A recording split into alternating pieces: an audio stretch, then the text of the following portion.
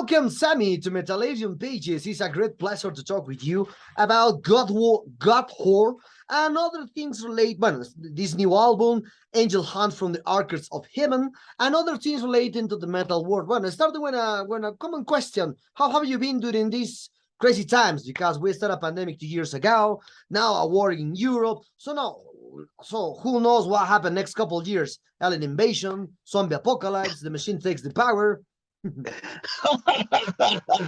We'll see what happens. I'm doing good, but despite all the bullshit, I'm doing all right.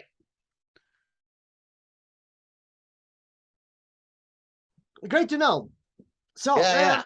I've been seeing that this Angel Hunt from the Archers Heaven took 5 years to compare with the last record, Vengeful Assassin. So why the band delays for the first time 5 years to release a new album? Because the band, so since 2000, then 3 years, 2 years, 3 years. That's the first time you took 5 years. Yeah, well, what we were doing, we were touring a lot for Vengeful Ascension. And we were working on songs very loosely here and there during that period of time. And, we knew we had some big shoes to fill after Vengeful Ascension, because that record is a very unique record, compared to like our other records. So we took some time to really fine tune these songs. And then we were loosely working on the songs from like 2017 to 2019. Then, of course, we're planning on taking 2020 off to work on the new record, to finalize everything, and hopefully at the end of 2020 go into the studio and record it. Well, we all saw what happened there. So, the pandemic hit. We couldn't get into a studio 2021. So it was just a bad series of events that put the album back so far. But I mean, we would have been ready to record the album in 2020. But as we all know, and we all saw from what happened to the fucking world, nobody could leave their houses. There were no studios that were open. It was fucking stupid. But anyway, so that's what took so long. And, it was kind of a blessing in disguise, for lack of a better term, because, it gave me time to sit back and really focus on the songs and being like, I don't know when this pandemic is going to be relieved. I don't know when we're going to be able to record. I don't know when we're going to be able to play live again. So all I had to do was sit around and work on these songs. And, it kind of worked out for the better, because I'm really, really happy the way the album came out. Okay. Nice to hear that. So one aspect that I felt, that I feel all the time in the music from Goatwhore is that when you released your first album in 2000, you have that catchy darkness and very powerful songs into there. But if we compare with the last album, you maintain these aspects all the time in Goatwhore. Sometimes it's very impossible for the new band, especially, and the old ones too. So how do you preserve and at the same time maintain the things fresh into the music of Goatwhore? Perhaps do you consider as yourself like the gatekeeper of the sound from Goatwhore? To keep the sound is always, there's only one thing that you have to keep in your mind, is to try to make it more evil than the last song you wrote. Is to try to keep it darker and heavier than the last song you wrote. So it's like a constant fuel, to where it's like there's a lot of bands that kind of become too comfortable in their own skin, I guess you can say, to where, this is what we do and this is what you're going to get. My attitude is it's got to be more. We have to take this to the next level each time, Okay. Well, into the aspect you said that this new album is very different from the last one, especially from Vengeful Ascension. So if we try to relate this aspect, so for you, what are the biggest strange that this album has compared to your previous work with Goatwhore? I think, Vengeful Ascension was a very unique album in its right, and I was in a very weird mind frame when I was writing that record. It was very I don't know how to describe it. I was thinking on a different plane of existence. But Vengeful Ascension to me, it was kind of, it's not a bad record. I'm not gonna say it's a terrible record. It's a very strange record for us. It almost like we kind of backed off a little bit, and we kind of embraced more of like the rock, kind of black rock and kind of stuff on that record. And on this record, we were just wanted to be the fist of Satan punching you in the fucking face. I found that this record is way more aggressive than Vengeful Ascension. Vengeful Ascension had more of like a dreary, doomy kind of vibe, to where this record is much more furious, Okay. Correct me if I'm wrong about this, because I'm so that you will play here in Latin America in next couple of months. So perhaps is this your first tour here? Perhaps not, because I try to find. And what do you expect for this first or this again tour here in Latin America? Well, what part of Latin America are you in? Peru, but we are in Peru. Mexico and Peru because the website is from both sides. Okay. Well, we played one show in Mexico City once with Sodom a couple of years. Man, I don't remember when that was. That was a while back, maybe 8 years ago or something like that. So we've never did a full tour of like Peru or Mexico or anything. We've never played in Peru ever before. And I mean, if you're gonna have us, we'll fucking play there. I mean, I'll play anywhere. Okay. And so, what do you know about the music from here, especially from Latin America? Perhaps do you have some bands that keep your attention the last years from this part of the world?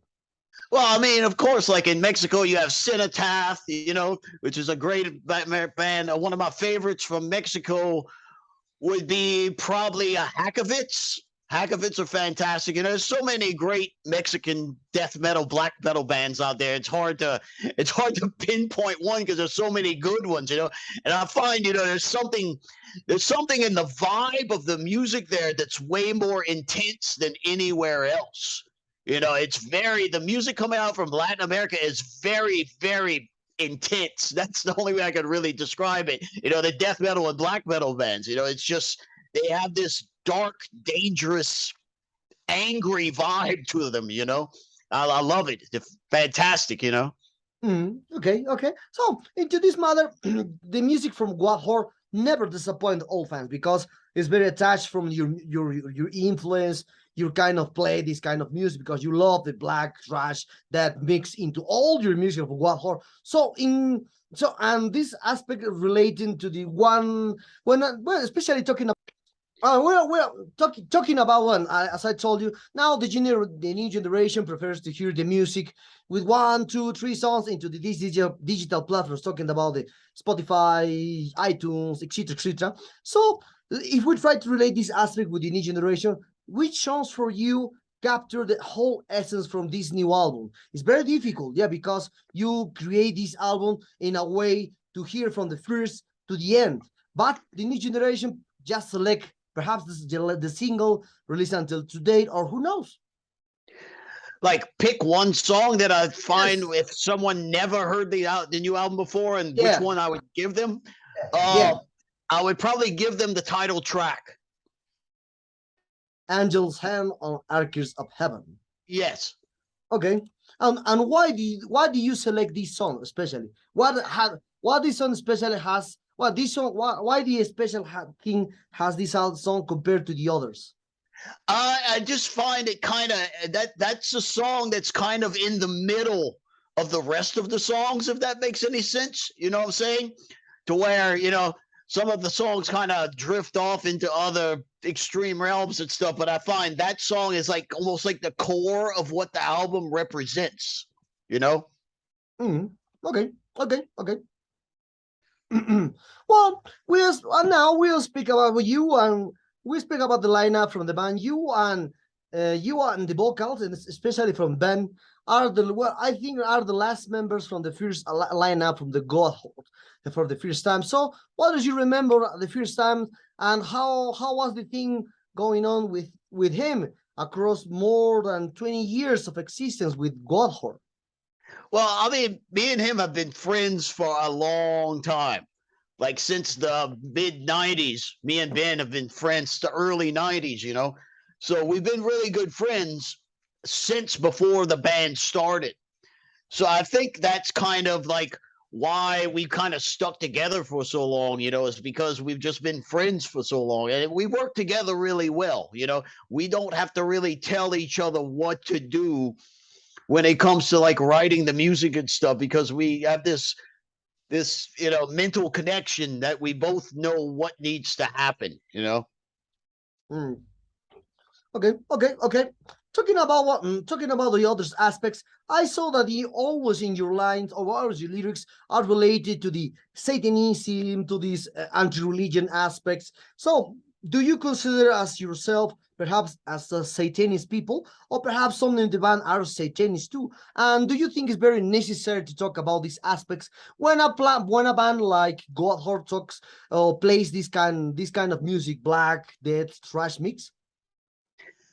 As far as us being Satanists, um you know, I think everybody in this band to a certain extent is a Satanist, you know, even though some some members don't really practice Satanism, you know, as you know, you have to think about like the Anton LaVey style of Satanism to where it's almost like selfism, you know, it's like you know, it's not bowing before an altar and worshiping an horned god. You know, it's more of like a selfism, anti-Christian thing. But you know, there are certain members of this band that you know practice certain aspects of black magic and Satanism, and let's not talk about that. Okay. Okay. Don't worry. And what do you think about the one, especially when people, when a fan reads your lyrics and you talk about Satanism, anti-religion, these guys, and they became a Satanism according to your lyrics? I would think that's a wonderful thing, you know, that we could actually influence someone's attitude to change for the better, you know, because you know Christianity is like the worst disease on this planet. You know, it's causing more harm than good. To where a lot of the Satanists, you know, have more of a free mind, and they're actually more compassionate than a lot of fucking Christians. You know, so if I could change someone's attitude and religious beliefs, I would be extremely happy about this. Mhm. And if we relate this aspect, how do you see now the Satanism is like a religion now? Because as you can see, there's a church, there's a priest, there's a lot of people praying to Satan. Well, I mean, like there's a bunch of different kinds of Satanism nowadays, you know, which is kind of crazy. Yeah, it depends on which one you follow themselves. And there's some that worship the devil, and there's some that worship different demons, you know, and it's it all depends on the individual, you know. I mean, I think ultimately at the end of the day, you know, it's definitely more of a positive thing than Christianity can ever be, you know, because in the satanic world, if you're a Satan worshiper or whatever, you seem to be more open minded to certain things, you know, instead of like you have all the, excuse me, Christians, you know, that hate homosexuals, you know, and my attitude is let people live however they want to live. If you wanted whatever you want to do behind closed doors, do it, you know, as long as it doesn't, you know, hurt anyone else.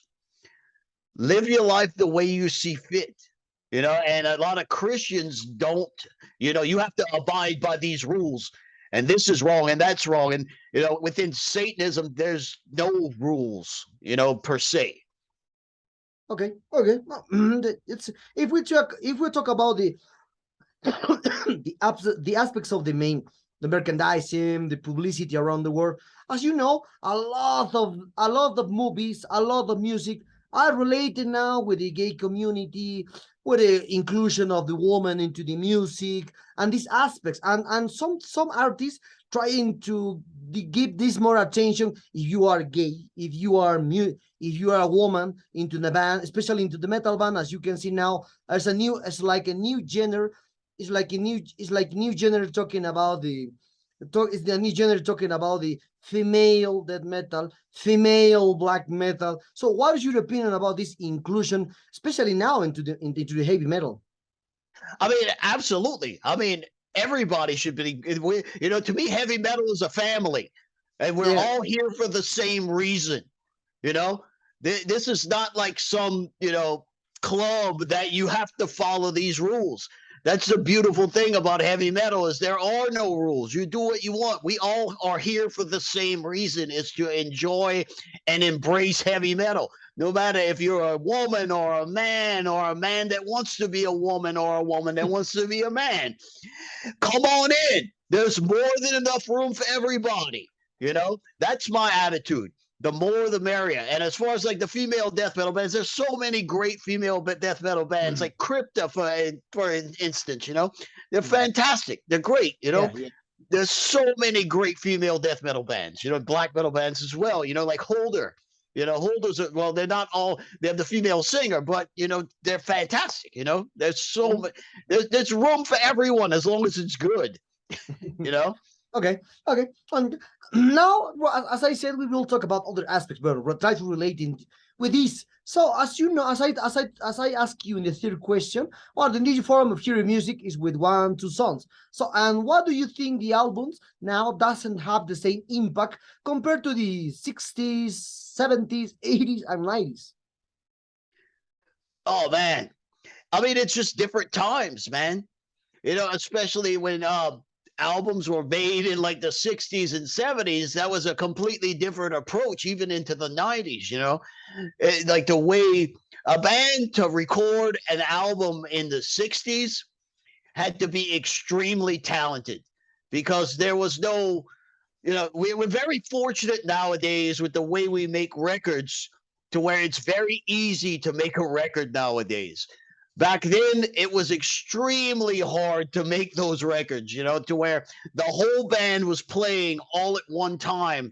And if one member fucked up one part, the whole band had to go back and record the whole thing over again. So nowadays, it's a lot easier for bands to make a very fantastic record. And, and that's basically the difference, even in the 90s, it was like that, Mm-hmm.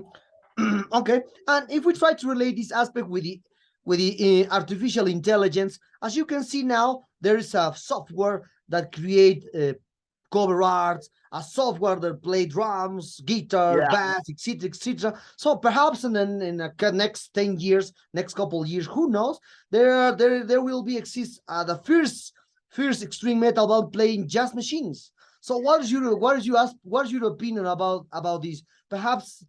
Will you consider this aspect as a metal band, or perhaps it's just machines playing metal? Well, I mean, I know that it would probably lack a lot of the soul that's actually in the music, because it's not real, and I'm sure that's definitely coming, without a doubt, with the way technology is going nowadays. But I probably would hate it. I would probably totally fucking despise it, because there's no real feeling behind it. There's not a human soul creating this. It's a machine, but maybe it's like the Terminator's coming, The rise of the machines, man. The rise of the machine. Okay. So we are very close to this interview, Sammy. What are the future plans that the band has for this new album? Perhaps a Latin American tour the next couple months, or next year, who knows? Or perhaps more videos upcoming, or a Latin European tour, US tour, who knows? Yeah, we have planned right now, we have a new video coming out on October the 7th, which is the day that the album drops. Then we have a European tour coming up at the end of January, going into February. then we're making plans after that. But yes, there's lots of stuff coming up for next year after the album is released. The album's going to be released in a week, but next year after the holidays and stuff, where everybody's stopped being busy, like I said, we go in January and February. We go to Europe for a couple of, like, I think maybe a month and a half. Then after that, we're probably going to plan another U.S. tour, and then we're going to try to get to like Australia and Latin America and all that area. Okay. Well, as I said, well, if we talk about the one aspect, I think, especially for the fans, talking about the underground suspects and the mainstream aspects. So, Goatwhore now is with, since your third album, are with Metal Blaze Records, one of the biggest mainstream labels into the metal world.